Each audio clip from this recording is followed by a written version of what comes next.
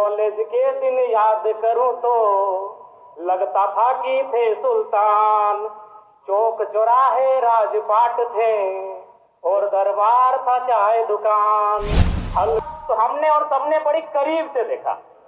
सत्ता ने खूबियों को देखा, विपक्ष ने खामियों को देखा।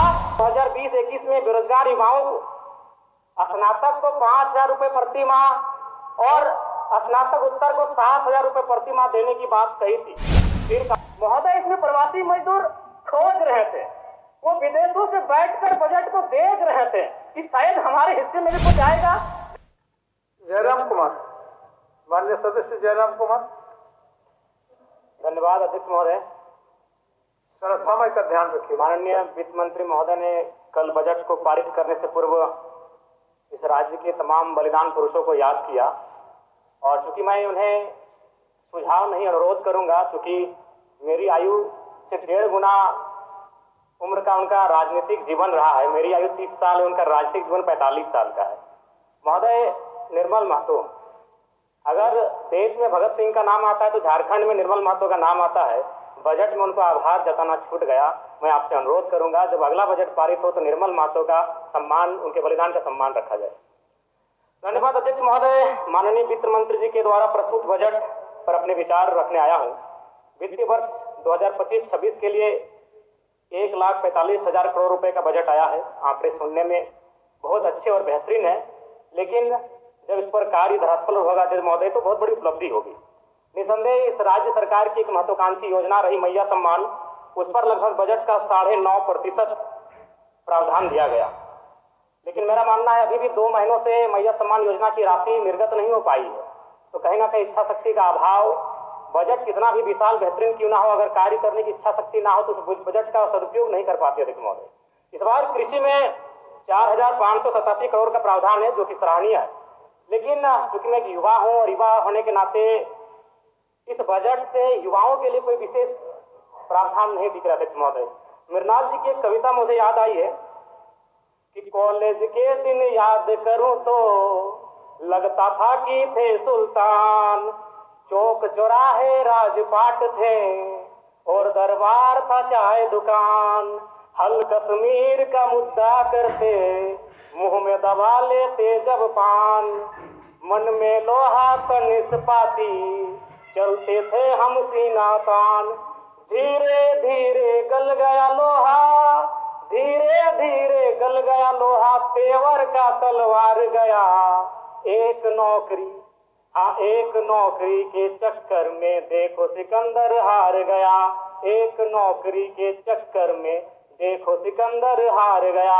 जी हाँ अध्यक्ष महोदय, इस बजट से इस राज्य के युवा, सिकंदर रूपी युवा, जिन्होंने एक 10 बाय 10 के कमरे के ताप में रहकर 10 साल का जीवन बिताया है परीक्षा की तैयारी में, आज इस बजट से हार गया अध्यक्ष महोदय। नई इस बजट में युवाओं के रोजगार संबंधित विशेष कोई प्रावधान नहीं अध्यक्ष महोदय। पहली बार माननीय हेमंत सोरेन जी की सरकार ने 2020-21 में बेरोजगार युवाओं को स्नातक को 5,000 रुपए प्रति माह और स्नातक उत्तर को 7,000 रुपए प्रति माह देने की बात कही थी। फिर कालांतर में मुख्यमंत्री प्रोत्साहन योजना, मुख्यमंत्री युवा प्रोत्साहन योजना, मुख्यमंत्री प्रतिभा प्रोत्साहन योजना नामक बहुत सारी योजनाएं पुस्तिका में छपी।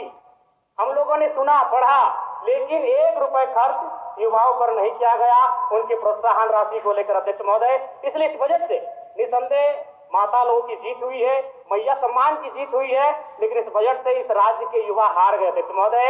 एक सटीक नियोजन नीति नहीं होने के कारण, एक सशक्त नियोजन नीति नहीं होने के कारण कहीं ना कहीं आज इस राज्य के युवा इस बजट से हारा हुआ महसूस कर रहे अध्यक्ष महोदय। तो मैं युवाओं को रोजगार कैसे मिले? जिस राज्य में 40% खनिज संपदा, उस राज्य के युवा अगर हताशा, निराशा के दौर से गुजर रहे अध्यक्ष महोदय, तो कहीं ना कहीं इस बजट पर युवाओं के दृष्टिकोण से एक सवाल और प्रश्न चिन्ह खड़ा होता है अध्यक्ष महोदय। अध्यक्ष महोदय, राज्य में अनुसूचित जाति परामर्शदात्री आयोग का गठन सराहनीय है, इसकी मैं सराहना करता हूं और वित्त मंत्री जी को साधुवाद देता हूं।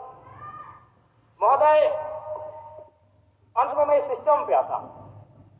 इस सिस्टम पे आना इसलिए जरूरी है अध्यक्ष महोदय क्योंकि माननीय वित्त मंत्री महोदय ने विधायिका के कर्तव्य का अनुपालन करते हुए बजट को तो प्रस्तुत किया, लेकिन यदि कार्यपालिका का सहयोग नहीं रहेगा अध्यक्ष महोदय, तो ऐसे बजट का कोई उपयोग नहीं रह पाएगा।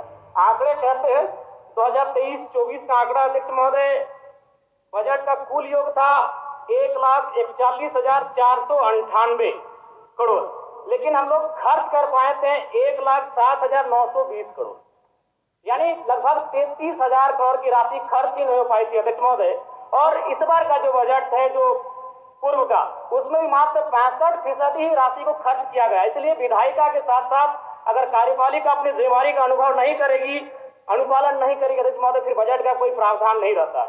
अध्यक्ष महोदय, ज्यादा नहीं और 1 मिनट का समय लेंगे अध्यक्ष महोदय, क्योंकि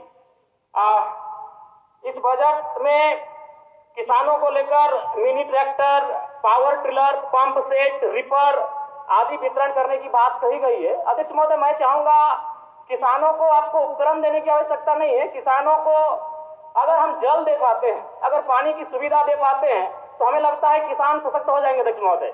अध्यक्ष महोदय, मैं ये कहना चाहता हूँ, जो भी डैम बने, चाहे वो चांडिल का डैम हो, कोणार्क का डैम हो, मैथन डैम हो, पंचेत डैम हो या तेलुघाट का डैम हो, वो पानी केवल उद्योगपति के कारखानों में जाने के लिए नहीं बना अध्यक्ष महोदय। तो क्यों ना सरकार एक प्रयोग करे, जैसे कोणार्क डैम विष्णुगढ़ ब्लॉक आता है, तो विष्णुगढ़ ब्लॉक के 5 गांव का उदाहरण प्रस्तुत कीजिए, वहां सिंचाई की व्यवस्था करिए और कम से कम कृषक को उन्नत बनाने का प्रयास किया जाए अध्यक्ष महोदय। मैं इस बजट में सुझाव का अपील करता हूँ अध्यक्ष महोदय। चलिए, और 1 मिनट लेंगे, ज्यादा नहीं अध्यक्ष महोदय। परम श्रद्धेय आदरणीय, इस बजट से दिव्यांग, वृद्धा और विधवाओं को बड़ी आस थी अध्यक्ष महोदय, और जब इस बजट को पढ़ा, और वे लोग भी जब पढ़ेंगे तो बड़ा विशाल लगेगा।